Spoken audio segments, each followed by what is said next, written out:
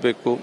ಯಾಕೆಂತ ಹೇಳಿದರೆ ಸಂಪ್ರದಾಯ ಒಂದು ಕಾನೂನು ಪ್ರಕಾರ ಶಾಸಕರಾಗಿದ್ದವ್ರಿಗೆ ಹಾಲಿ ಶಾಸಕರಿಗೆ ಇವತ್ತು ಸಂತಾಪಾಗಿ ಬಹುಶಃ ಇವರು ನಮ್ಮ ಅಗ್ರಗಣ್ಯ ನಾಯಕರು ಎಲ್ಲ ರೀತಿಯಿಂದ ಇವತ್ತು ಅವರು ರಾಜಕೀಯ ವ್ಯಕ್ತಿತ್ವ ಹುದ್ದೆ ಇದ್ದ ಕಾರಣ ನಾವು ಮಾನ್ಯ ಮುಖ್ಯಮಂತ್ರಿ ಜೊತೆ ಮತ್ತು ಮಾನ್ಯ ಉಪಮುಖ್ಯಮಂತ್ರಿ ಜೊತೆ ಪ್ರತಿಪಕ್ಷ ನಾಯಕರ ಜೊತೆ ಕಾನೂನು ಸಚಿವರು ಈಗಾಗಲೇ ಮಾತಾಡಿದ್ದೇನೆ. ನಮ್ಮ ಚರ್ಚೆಗೆ ಅನುಗುಣವಾಗಿ ನಾವು ತುರ್ತಾಗಿ ಬಿಸ್ನೆಸ್ ಅಡ್ವೈಸ್ ಕಮಿಟಿ ಮೀಟಿಂಗ್ ಅನ್ನು ಕರೆದಿದ್ದೇವೆ. ಆ ಬಿಸ್ನೆಸ್ ಅಡ್ವೈಸ್ ಕಮಿಟಿ ಮೀಟಿಂಗ್ನಲ್ಲಿ ನಾವೆಲ್ಲ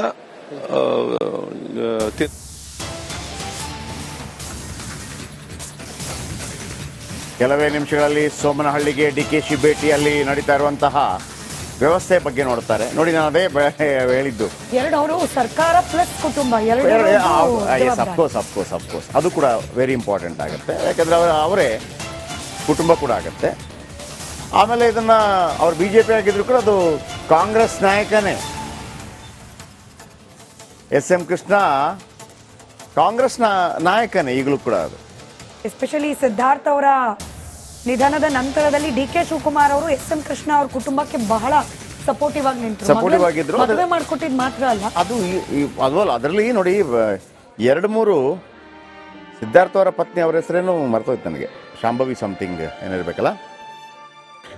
ಅದು ಈ ಸಾಲ ಕಾರಣಕ್ಕಾಗಿ ಇದಾಗ್ಬಿಡ್ತು. ಅಂದರೆ ಸಾಲ ಜಾಸ್ತಿ ಆಯಿತು ಅಂತ ಕೆಲವು ಬದಲಾವಣೆಗಳನ್ನು ಕಾನೂನಲ್ಲಿ ಬರಬೇಕಾಗಿ ಬಂತು. ಆಗ ಯಡಿಯೂರಪ್ಪ ಕಾನೂನು ಬದಲಾವಣೆ ಮಾಡಿದರು. ಅದಕ್ಕೊಂದು 50 ಸಹಿಗಳು ಬೇಕಾಗಿತ್ತು. ಅವರು ಸ್ವತಃ ನಿಂತು ಅದನ್ನು ಮಾಡಿಸ್ಕೊಟ್ಟಿದ್ರು ಮುಖ್ಯಮಂತ್ರಿ ಆಗಿದ್ದಾಗ, ಇತ್ತೀಚೆಗೆ ಮುಖ್ಯಮಂತ್ರಿ ಆಗಿದ್ದಾಗ. ಹಾಗಾಗಿ ಕಾಫಿ ಡೇಯ ಪ್ರಾಬ್ಲಮ್ ಸಾಲ್ವ್ ಆಯಿತು. ಇಲ್ಲದಿದ್ದರೆ ಭಾಳ ಕಷ್ಟ ಆಗ್ತಾ ಇತ್ತು. ಯಾಕಂದರೆ ಸಿದ್ಧಾರ್ಥ್ ಭಾಳ 1999 ಭಾಳ ಯಡಿಯೂರಪ್ಪನವರು ಕಷ್ಟದಲ್ಲಿದ್ದಾಗ ಒಂದು ಸಾಲ ಆಗಿತ್ತಂತೆ. ಅವರಿಗೆ 16 ಲಕ್ಷ ರೂಪಾಯಿ ಸಾಲ ಆಗಿತ್ತಂತೆ. ಎಲ್ಲ ಸೇರಿ ಒಂದು 20 ಲಕ್ಷ ಏನೋ ಆಗಿತ್ತಂತೆ. ಇದು ಆಫ್ ದ ರೆಕಾರ್ಡ್ ಮಾತಿದ್ದು ನಿಜವಾಗಿ. ಯಡಿಯೂರಪ್ಪನವ್ರ ಬಳಿ ಆ ಸಂದರ್ಭದಲ್ಲಿ ದುಡ್ಡಿರೋದಿಲ್ವಂತೆ, ಸಾಲಗಾರರ ಕಾಟ ಜಾಸ್ತಿ ಆಗಿರುತ್ತೆ ಅಂತ. ಅವರು ಅದನ್ನು ಹೋಗಿ ಸಾಲ ಏನು ಹಿಂಗಾಗಿದೆ ಅಂತೇಳಿ ಅನಂತಕುಮಾರ್ ಹತ್ರ ಹೇಳಿದಾಗ ಅನಂತಕುಮಾರ್ ಅವರು ಇವರ ಬಳಿ ಕರ್ಕೊಂಬರ್ತಾರೆ ಸಿದ್ಧಾರ್ಥ್ ಬಳಿ. ವಿಷಯಗಳೆಲ್ಲ ಹೇಳಿದಾಗ ಸಿದ್ಧಾರ್ಥ್ ಏನೂ ಮಾತಾಡೋದಿಲ್ವಂತೆ, ಎಲ್ಲ ಕೇಳಿಸ್ಕೊಂಡು ಕಳಿಸ್ಬಿಡ್ತಾರಂತೆ ಯಡಿಯೂರಪ್ಪನವರನ್ನು. ಯಡಿಯೂರಪ್ಪನವ್ರಿಗೆ ಹೇಳ್ತಾರೆ, ಇಲ್ಲ ನೀವೇನು ವರಿ ಮಾಡ್ಕೊಬೇಡಿ, ಎಲ್ಲ ಸರಿಯಾಗತ್ತೆ, ನೀವು ಮುಂದೆ ಮುಖ್ಯಮಂತ್ರಿ ಎಲ್ಲ ಆಗ್ಲಿಕ್ಕಿದ್ದೀರಿ ನೀವು ಅಂದರೆ ಆ ಥರ ಹೇಳಿದರು ಅಂತ ಒಂದು. ಯಡಿಯೂರಪ್ಪನವ್ರಿಗೆ ಆಶ್ಚರ್ಯ ಆಯ್ತಂತೆ, ಏನಪ್ಪ ಏನೋ ಬಂದ್ವಿನ 99 ಅಲ್ಲ ಅಂದರೆ ಏನಿಲ್ಲ ಇವ್ರ ಹತ್ರ ಆಗ, ಏನಪ್ಪ ಹಿಂಗೆ ಕಳಿಸ್ಬಿಟ್ರಲ್ಲ ಅಂತೇಳಿ. ಬಟ್ ಭಾಳ ಪೆಚ್ಚು ಮೊರೆಯಿಂದ ಹೊರಗೆ ಬಂದ್ರಂತೆ ಯಡಿಯೂರಪ್ಪನವರು. ನೋಡಿದರೆ ಅವ್ರಿಗೆಷ್ಟು ಸಾಲ 16 ಲಕ್ಷ, ಒಂದು 20 ಲಕ್ಷ ಆಗಿತ್ತಂತೆ. 25 ಲಕ್ಷದ ಸೂಟ್ ಕೇಸನ್ನು ಡ್ರೈವರ್ ಹತ್ರ ಕೊಟ್ಟಿದ್ರಂತೆ. ಅದನ್ನು ಇತ್ತೀಚೆಗೆ ಒಬ್ಬರು ಪ್ರಖ್ಯಾತ, ಈಗ ನಮ್ಮ ನಡುವೆ ಇರುವಂಥ ಒಬ್ಬರು ಜರ್ನಲಿಸ್ಟ್ ಕೂಡ ಇದ್ದಾರೆ ಅದರಲ್ಲಿ. ಇಲ್ಲ ಸರ್, ಇದನ್ನು ನೀವು ಬದಲಾವಣೆ ಮಾಡಲೇಬೇಕು. ಅಧಿಕಾರಿಗಳು ಒಪ್ಪಲಿಲ್ಲಂತೆ, ಹಿಂಗೆಲ್ಲ ಕಾನೂನು ಚೇಂಜ್ ಮಾಡೋಕ್ಕಾಗಲ್ಲ. ಇಲ್ಲ, ನನ್ನ ದೊಡ್ಡ ಋಣ ಇದೆ ಸಿದ್ಧಾರ್ಥದ್ದು, ನಾನು ಮಾಡೇ ಮಾಡ್ತೀನಿ ಎಷ್ಟೇ ಕಷ್ಟ ಆಗಲಿ ಅಂತ. ಆ ಕೆಲವು ಬದಲಾವಣೆಗಳನ್ನು ಒಂದು 30-40 ಸೈನ್ ಬೇಕಾಯಿತು ಅಂತ ಬದಲಾವಣೆಗಳನ್ನು ಯಡಿಯೂರಪ್ಪನವರು ಮಾಡಿಸ್ತಾರೆ. ಅದಾದ ನಂತರ ಕಾಫಿ ಡೇ ಇದ್ದಿತ್ತಲ್ಲ, ಏನಾಯಿತು ಮುಳುಗೋಯ್ತು ಅಂತ, ಅದು ವಾಪಸ್ ಎಲ್ಲೋ ಪ್ರಾಬ್ಲಮ್ ಸಾಲ್ವ್ ಆಗುತ್ತೆ. ಮಾಳವಿಕಾ ಶಾಂಭವಿ ಇಬ್ಬರು ಮಕ್ಕಳು. ಹೌದು. ಮಾಳವಿಕಾ ಅವರ ಒಂದು ಸ್ಟಿಲ್ ಈಗ ನೋಡ್ಬೋದು ನೀವು. SM ಕೃಷ್ಣ, ಎಸ್ ಪ್ಲೀಸ್ ನೋಡಿ. ಶಾಂಭವಿ ಮತ್ತು ಮಾಳವಿಕಾ ಅವರು ಸಿದ್ಧಾರ್ಥ್ ಅವರನ್ನು ಮದುವೆ ಆಗಿದ್ದಾರೆ. ಆಮೇಲೆ ಈಗ ನೋಡಿ, ಬೇರೆ ರಾಜಕಾರಣಿ ಆದರೆ ಅವ್ರನ್ನಲ್ಲೊಂದು MP MLA ಮಾಡೋದೇನು ಕಷ್ಟ ಆಗಿರಲಿಲ್ಲ ಯಾವುದೇ ಪಕ್ಷದಿಂದ ಕೂಡ. ಬಟ್ ಅದನ್ನು ಆ ಸಂಪ್ರದಾಯ ಕೆಲವು ಕುಟುಂಬಗಳಿಗೆ ಕೆಲವು ಸಂಪ್ರದಾಯಗಳು ಭಾಳ ಮೇಂಟೈನ್ ಮಾಡ್ತಾರೆ ಕೆಲವರೆಲ್ಲ. ಈ ರಾಜ್ ಕಪೂರ್ಗಿತ್ತಂತೆ, ತನ್ನ ಮನೆಯ ಹೆಣ್ಣುಮಕ್ಕಳು ಸಿನಿಮಾಗೆ ಬರಬಾರ್ದು ಅಂತೇಳಿ ಕರಿಷ್ಮಾ ಕಪೂರ್ ಬರೋ ತನಕ ಆ ಥರ. ನೀವು ಹೇಳ್ತಾ ಇದ್ದಾಗೆ ಬಿಜೆಪಿ ಹಾಗೆ ಕಾಂಗ್ರೆಸ್ ಎಲ್ಲಾ ನಾಯಕರು ಕೂಡ ಬರ್ತಾ ಇದ್ದಾರೆ. ನಾವು ಗಮನಿಸಿದ್ವಿ ಯಡಿಯೂರಪ್ಪನವರು ಹಾಗೆ ಸದಾನಂದ ಗೌಡ್ರು. ಯಾಕಂದ್ರೆ ಒಂದಲ್ಲ ಒಂದು ರೀತಿಯಲ್ಲಿ ಆಮೇಲೆ ಒಂಥರ ಮಾರ್ಗದರ್ಶನ ಕೂಡ ಈ ಕೆಲವು ನಾಯಕರು ಇರ್ತಾರೆ, ಇವ್ರು ನೋಡೋದಿಲ್ಲ. ಈಗ ನನಗೆ ಒಮ್ಮೆ ಭಾಳ ಆಶ್ಚರ್ಯ ಆಗಿತ್ತು. ರೋಷನ್ ಬೇಗ್ ಈ ಕಾಂಗ್ರೆಸ್ ಒಮ್ಮೆ ಪಾದಯಾತ್ರೆ ಮಾಡ್ತಲ್ಲ ಬಳ್ಳಾರಿ ತನಕ, ರೋಷನ್ ಬೇಗಲ್ಲಿ ಮಾತಾಡಕ್ಕೆ ಸಿಕ್ಕಿದ್ರು ನಮಗೆ. ನಿರಂತರವಾಗಿ ರಾತ್ರಿ ಎಲ್ಲ ಫ್ರೀಯಾಗಿ ಸಿಗ್ತಾ ಇದ್ರು ಅವರು. ಆಗ ಅವ್ರು ಹೇಳ್ತಾರೆ, ನಾನು ಅವರ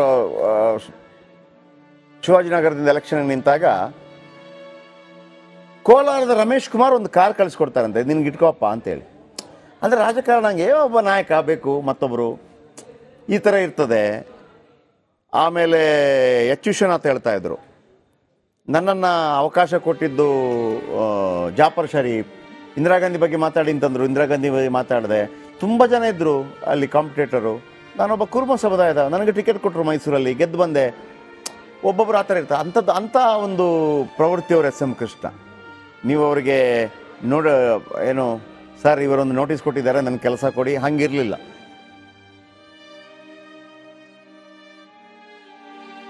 T B Jayachandra, Sira, S M Krishna ಅವ್ರ ಜೊತೆ ಕೆಲಸ ಮಾಡಿದವರು. ದೆಹಲಿ ಪ್ರತಿನಿಧಿ ಕೂಡ ಈಗ ಮಾತಾಡಿದರೆ ಕೇಳಿಸ್ಕೊಳ್ಳಿ. ಇದನ್ನಾಗಿರುವಂಥದ್ದು ನೀವು ಕೂಡ ಅವ್ರ ಜೊತೆಲಿ ಕೆಲಸ ಮಾಡಿದ ಸಚಿವ ಸಂಪುಟದಲ್ಲಿ ಇದ್ದೀರಿ ಅಂತ ಏನು ಸರ್? ಕರ್ನಾಟಕ ಮತ್ತು ಭಾರತ ದೇಶ ಕಂಡಂಥ ಒಂದು ಅಪ್ರತಿಮ ನಾಯಕ ಅಂತ ಹೇಳಿದ್ರೆ ಎಸ್ ಎಂ ಕೃಷ್ಣರವರು. ಬಹುಶಃ ಅವರ ಜೀವನದ ಉದ್ದಕ್ಕೂ ಅವರು ಕರ್ನಾಟಕಕ್ಕೆ ಮಾಡಿದಂಥ ಸೇವೆಯನ್ನು ಯಾರೂ ಕೂಡ ಮರೆಯೋದಕ್ಕೆ ಸಾಧ್ಯ ಇಲ್ಲ. ಇವತ್ತು ಪ್ರಮುಖವಾಗಿ ನನಗೆ ಅವರು ರಾಜಕೀಯ ಗುರುಗಳು. ಅವರಿಂದ ರಾಜಕಾರಣ ಕಲಿತೆ, ರಾಜಕೀಯವನ್ನು ಪ್ರವೇಶ ಮಾಡಿದೆ.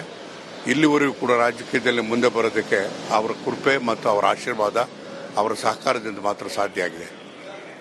ಅವರ ವಿಶ್ವಾಸದಲ್ಲಿ ನನ್ನ ಮತಕ್ಷೇತ್ರಕ್ಕೆ, ಅತ್ಯಂತ ಬರಗಾಲಕ್ಕೆ ತುತ್ತಾಗಿರ್ತಕ್ಕಂಥ ನನ್ನ ಕ್ಷೇತ್ರಕ್ಕೆ ಹೇಮಾವತಿ ಮತ್ತು ಅಪರ್ಭದ್ರ ನೀರುಗಳನ್ನು ಹರಿಯೋದಕ್ಕೆ ಮುಖ್ಯ ಕಾರಣಕರ್ತರು ಅಂತ ಹೇಳಿದ್ರೆ ಅದು ಎಸ್ ಎಂ ಕೃಷ್ಣರವರು. ಬಹುಶಃ ಇವತ್ತು ಎಲ್ಲರೂ ಕೂಡ ಒಂದಲ್ಲ ಒಂದು ದಿವಸ ಕಾಲಗರ್ಭದಲ್ಲಿ ಸೇರಲೇಬೇಕು. ಇವತ್ತು ಪ್ರಕೃತಿಯಲ್ಲಿ ಸೇರುವಂಥ ಸಂದರ್ಭ ಆಗೋಗಿದೆ. ಹಾಗಾಗಿ ಅವರ ಆತ್ಮಕ್ಕೆ ಶಾಂತಿಯನ್ನು ಕೋರ್ತಕ್ಕಂಥ ಕೆಲಸವನ್ನು ಮಾಡೋಣ. ಮತ್ತು ಅವರು ನಂಬಿರ್ತಕ್ಕಂಥ ಅನೇಕ ಸಾವಿರಾರು ಜನ ಅನುಯಾಯಿಗಳೇನಿದ್ದಾರೆ, ಸ್ನೇಹಿತರೇನಿದ್ದಾರೆ, ಅವರೆಲ್ಲರಿಗೂ ಕೂಡ ದುಃಖವನ್ನು ಭರಿಸ್ತಕ್ಕಂಥ ಶಕ್ತಿಯನ್ನು ಪರಮಾತ್ಮ ನೀಡಲಿ ಅಂತ ಹೇಳಿ ಪ್ರಾರ್ಥಿಸೋದು. ನೆನಪು ಸರ್, ಇತ್ತೀಚೆಗೆ ಅವ್ರ ಜೊತೆ ಮಾತಾಡಿದ್ದು ಅತಿ ಇತ್ತೀಚೆಗೆ ನಾನು ಕೇವಲ ಸುಮಾರು ಒಂದು ತಿಂಗಳಿಂದ ಅವರೇ ನನಗೆ ಫೋನ್ ಮಾಡಿದರು.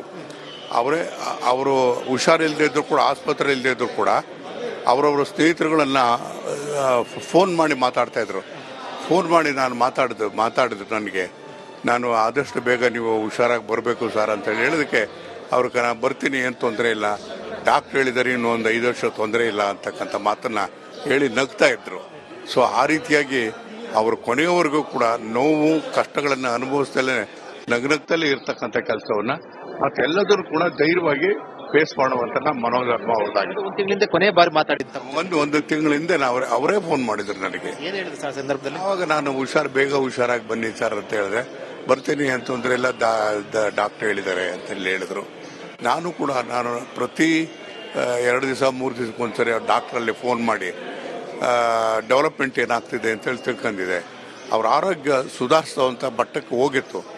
ಆದರೆ ವಿಧಿ ಮೀರೋದಕ್ಕೆ ಯಾರಿಂದ ಸಾಧ್ಯ ಆಗಲಿಲ್ಲ. ಎಲ್ಲ ಸ್ನೇಹಿತರ ಜೊತೆ ಮಾತಾಡ್ತಾ ಇದ್ರು ಅನ್ಸುತ್ತೆ ಆಸ್ಪತ್ರೆ. ಎಲ್ಲರ ಸ್ನೇಹಿತರ ಹತ್ರ, ನಾನೊಬ್ಬರೇ ಅಲ್ಲ, ಎಲ್ಲ ಸ್ನೇಹಿತರ ಹತ್ರ ಕೂಡ ಜ್ಞಾಪಿಸ್ಕೊಂಡು ಅವರಿಗೆ ಫೋನ್ ಅವರೇ ಮಾಡ್ತಾ ಇದ್ರು.